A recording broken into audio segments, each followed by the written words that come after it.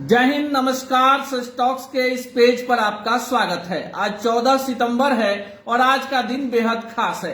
आज हिंदी दिवस है। जो लोग हिंदी में लिखते हैं, पढ़ते हैं, बोलते हैं और जिनको हिंदी पर गर्व है, उन तमाम करोड़ों लोगों को सबसे पहले हिंदी दिवस की ढेर सारी बधाई।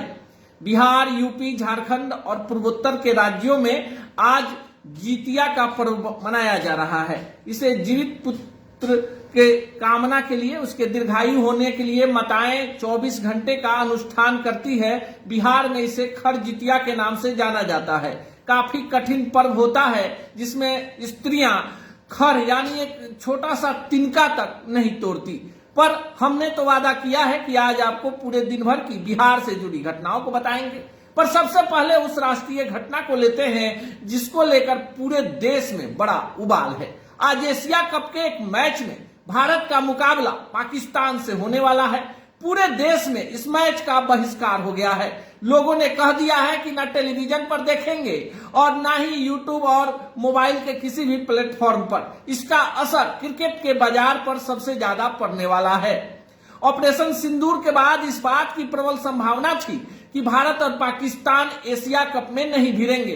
पर देखिए, सियासत, राजनीतिक और राजनयिक दबाव क्या होता है कि भारत आज पाकिस्तान से एशिया कप के मैच में भिड़ेगा, पर भारत के दर्शक आज इस मैच से खुद को कनेक्ट नहीं कर पाए हैं। पूरे देश में इस चीज का प्रदर्शन हो रहा है और हम भी कहीं ना कहीं आहत हैं कि आखिर मैच क्यों जरूरी उस देश से जिसने हमारे देश के माताओं बहनों के मांग का सिंदूर उजाड़ा। पाकिस्तान की चर्चा होती है और बार बार लगता है कि मानवीय पहलू के साथ पाकिस्तान को भारत एक अच्छे पड़ोसी देश होने के नाते हमेशा माफ कर देता है। पर सीमा पार से जैसी जैसी घटनाएं होती हैं, वैसे में किसी भी प्रकार के संबंध पाकिस्तान के साथ अब देश के लोगों को उचित नहीं लगता। यही कारण है कि जिस देश में क्रिकेट का बूम है, जिसमें क्रिकेटर भगवान से कम नहीं, आज एशिया कप के मैच में भारत और पाकिस्तान वाले मैच का विरोध पूरे देश में हर तबके के द्वारा हर प्लेटफॉर्म पर किया जा रहा है। वापस बिहार लौटते हैं और बिहार से जुड़ी खबरों के बारे में बताते हैं। कल प्रधानमंत्री पूर्णिया आ रहे हैं। बिहार में 2 महीने के बाद विधानसभा का चुनाव है और यह चुनाव तमाम पॉलिटिकल पार्टियों के लिए एक बड़ी समस्या बन गया है। बिहार में जातीय जनगणना की रिपोर्ट सार्वजनिक होने के बाद वो तमाम जातियां जिनकी तादाद ज्यादा है, इस बार विधानसभा के चुनाव में तमाम पॉलिटिकल पार्टियों से उसी के हिसाब से टिकट की दावेदारी मांग रही हैं। जो पहले से स्थापित राजनेता हैं, वो किसी भी कीमत पर अपने क्षेत्र के सीटों को छोड़ना नहीं चाहते। नए दावेदार हैं। जनसुराज जैसी पार्टी ने पूरे बिहार के लोगों को जगा दिया है। जिस बिहार में लग रहा था कि पहले महागठबंधन और एनडीए के बीच तमाम सीटों पर महामुकाबला होगा, अब ये लड़ाई त्रिकोणीय हो गई है। बिहार के लोगों को पता चल गया है कि नेता चुनाव आने पर जात और धर्म के नाम पर आपके और हमारे बीच खाई पैदा करते हैं। पर बिहार में इस बार रोजगार की चर्चा हो रही है, पलायन की चर्चा हो रही है, शिक्षा की चर्चा हो रही है और पलायन की परिभाषा भी बदल गई है। आमतौर पर जब पलायन की चर्चा होती होगी तो आपको लगता होगा कि बिहार में रोजी रोजगार फैक्ट्रियां नहीं है और लोगों को रोजगार की तलाश में बिहार के बाहर जाना होता होगा। पर प्रशांत किशोर ने एक नया शिगुफा छोड़ा कि पलायन का मतलब सिर्फ रोजी रोजगार के लिए दूसरे प्रदेश में जाना नहीं होता, बल्कि आपके बच्चे अगर पढ़ने के लिए दूसरे राज्यों में जा रहे हैं, कोटा में जाकर इंजीनियरिंग और मेडिकल की तैयारी कर रहे हैं, ये भी पलायन है। अगर बेहतर संस्थान बिहार में होते तो बिहार का रेवेन्यू, बिहार का पैसा बिहार में ही रह जाता। रोजी रोजगार का अभाव है, साथ ही साथ मूलभूत समस्याओं से भी बिहार वंचित है। बिहार की तमाम पॉलिटिकल पार्टियां इस बार जनहित के मुद्दों पर ही जनता के बीच जा रही है। सबके सुर बदले हुए हैं। आपको चनपटिया भी लिए चलते हैं, जहां मनीष कश्यप लगातार लोगों के बीच में है। मनीष कश्यप की चर्चा इसलिए कि मनीष कश्यप बिहार के सबसे बड़े यूट्यूबर हैं। मनीष कश्यप की चर्चा इसलिए भी कि मनीष कश्यप ने 2024 के लोकसभा चुनाव में बीजेपी के लिए बड़ा कुर्बानी दे दिया और बेतिया से चुनाव नहीं लड़े। दिल्ली में मनोज तिवारी के लिए वोट मांगा तो बिहार में कई बड़े राजनेताओं के लिए जहां जहां मनीष कश्यप गए, बीजेपी की जीत हुई। इसके बाद झारखंड, जम्मू कश्मीर, हरियाणा और दिल्ली के विधानसभा चुनाव में भी मनीष कश्यप स्टार प्रचारक रहे, पर अब मनीष कश्यप जो है जनसुराज के स्टार प्रचारक बन गए हैं। मनीष कश्यप को लेकर सोशल मीडिया पर एक बड़ा गैंग जो है सक्रिय है। उसको लगता है कि कहां मौका मिले और मनीष कश्यप के बारे में कुछ मनगढ़ंत चीजें सामने रखी जाए, पर मनीष कश्यप को इन सब चीजों से कोई मतलब नहीं। मनीष कश्यप तो गरीब, मजदूर और देश और प्रदेश के ऐसे लोगों को अपना जीवन समर्पित कर चुके हैं जो वंचित हैं। अब मनीष कश्यप का चनपटिया में बोलबाला है तो विरोधियों के होश उड़े हुए हैं। पक्की खबर यह कि मनीष कश्यप चनपटिया से चुनाव लड़ेंगे और इस बात पर पक्की मुहर लग गई है। अब जनसुराज में है तो पार्टी के नियम कानून कायदे के हिसाब से ही जब सूची जारी होगी तब अधिकृत प्रत्याशी होंगे।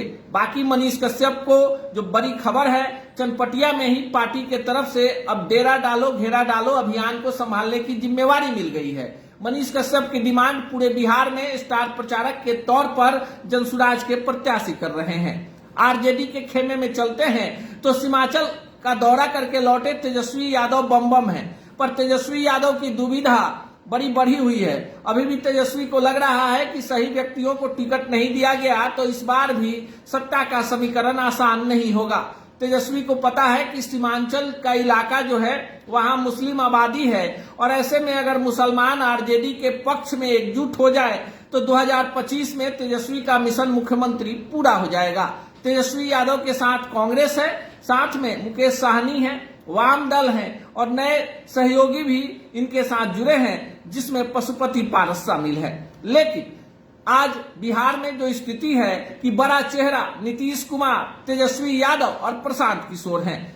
महागठबंधन के तरफ से तमाम पॉलिटिकल पार्टियों ने ये मानसिक रूप से पहले ही मान लिया था कि तेजस्वी जो करेंगे, जो कहेंगे उसे ही मानना है। वोट अधिकार यात्रा के बहाने तेजस्वी ने राहुल गांधी को फ्रंट पर रखकर खुद ड्राइविंग सीट पर कब्जा जमाया और पूरे औरंगाबाद से होते हुए पूर्णिया, मधुबनी, दरभंगा, मुजफ्फरपुर, गोपालगंज, सिवान, छपरा, आरा, पटना तक में ये बड़ा मैसेज दे दिया कि उसके जो कट्टर सपोर्टर हैं महागठबंधन के और जो एमओआई समीकरण है, कांग्रेस का वोट बैंक है, वीआईपी का वोट बैंक है, वाम का वोट बैंक है, अगर एकजुट रहा तो ऐसे में बिहार में बड़ा खेला होगा और 2025 में तेजस्वी मुख्यमंत्री बन जाएंगे। पर जदयू में क्या चल रहा है? जदयू में जो कुछ भी चल रहा है वो ठीक नहीं चल रहा। जदयू में क्यों ठीक नहीं चल रहा है यह हम आपको बता रहे हैं। एक तरफ जदयू में जो अधिकृत प्रत्याशी हैं उनके खिलाफ उसी क्षेत्र में टिकट चाहने वाले लोग बड़ी साजिश रच रहे हैं, जिसका एक नमूना चकाई में देखने को मिला, जहां निर्दलीय विधायक और नीतीश कुमार की सरकार को 5 वर्षों से सपोर्ट कर रहे सुमित सिंह के बटिया वाले कार्यक्रम में पार्टी के पूर्व प्रत्याशी ने जो कुछ किया कैमरे के सामने है। अब बाकी जदयू को समझना है कि सुमित कुमार सिंह चकाई के लिए क्यों जरूरी हैं या फिर जदयू की मजबूरी है।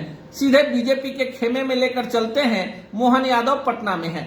बीजेपी के राष्ट्रीय अध्यक्ष से लेकर तमाम बड़े नेता बिहार पर ही फोकस किए हुए हैं। प्रधानमंत्री की रैली है पूर्णिया में, जिसको लेकर पूरे सीमांचल इलाके के भाजपा के नेता जो हैं लगे हुए हैं। बिहार भाजपा के प्रदेश अध्यक्ष दिलीप जायसवाल उसी इलाके से आते हैं। उनकी अग्नि परीक्षा होनी है। दिलीप जायसवाल पास या दिलीप जायसवाल फेल कल की रैली पर है। बाकी जो खबर है, रैली में रिकॉर्ड तोड़ भीड़ आ सकती है, क्योंकि पूर्णिया के लोगों के एयरपोर्ट वाले बहुप्रतीक्षित मांग को मान लिया गया है और वहां पर अब किसी भी प्रकार की राजनीति नहीं होगी। पर पप्पू यादव भी कहां पीछे रहने वाले हैं। निर्दलीय ताल ठोक कर पूर्णिया से सांसद बने तो प्रधानमंत्री के कार्यक्रम के एक दिन पहले ही पूर्णिया में डेरा डाल दिया है पूरी तैयारी के साथ। एक तरफ प्रधानमंत्री को बधाई दे रहे हैं तो दूसरे तरफ एनडीए के तमाम नेताओं पर डायरेक्ट हमला कर रहे हैं। पप्पू यादव अलग मिजाज के आदमी हैं। कब कहां उनका मिजाज बदल जाए ये पप्पू यादव को भी नहीं पता रहता है। पर अब बड़ी खबर कि कांग्रेस में पप्पू यादव की पूछ बढ़ गई है। बैठक में पप्पू यादव को आमंत्रित भी कर लिया गया था। कांग्रेस में क्या चल रहा है? कांग्रेस में वही चल रहा है जो कांग्रेस के प्रदेश अध्यक्ष राजेश राम चाह रहे हैं। बिहार से जिन लोगों के टिकट के दावेदारी की सूची गई है उस सूची को ओके करने के लिए जो कमेटी बनी है उसमें अखिलेश सिंह का भी दबदबा साफ दिख रहा है। कई इलाकों में अखिलेश सिंह गुट के नेता इस बार टिकट चाहते हैं और अंदरूनी खबर है कि उन सब का टिकट कंफर्म है। कांग्रेस अपने किसी भी मौजूदा विधायक का टिकट नहीं काटने जा रही। साथ ही साथ पिछले बार के चुनाव में सेकंड नंबर पर रहने वाले उम्मीदवारों को भी पार्टी ने ओके कर दिया है।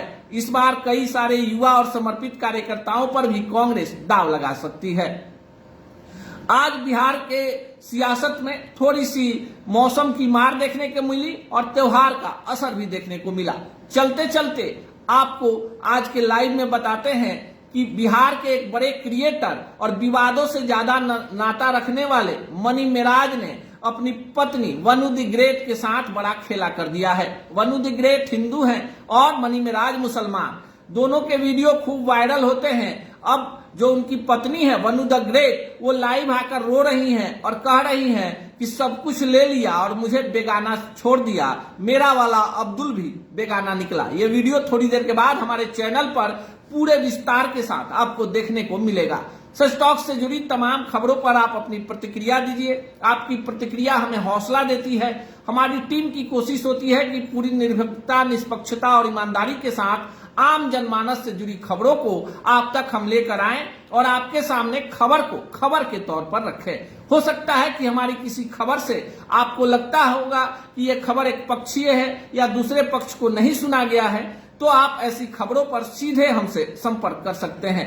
बाकी जो है सो है, आपके सामने है। चुनाव में भी हमारी कोशिश होगी कि तमाम प्रत्याशियों तक पहुंचे और सबके पक्ष को आप तक पहुंचाएं। बाकी आप अपने सुझाव कमेंट बॉक्स में दे सकते हैं। आज के लाइव में फिलहाल इतना ही। फिर खबरों का सिलसिला जारी रहेगा और हम आपको पूरे बिहार से जुड़ी खबरों पर सबसे पहले सबसे सटीक जानकारी के साथ आपके बीच खबरों को रखते रहेंगे।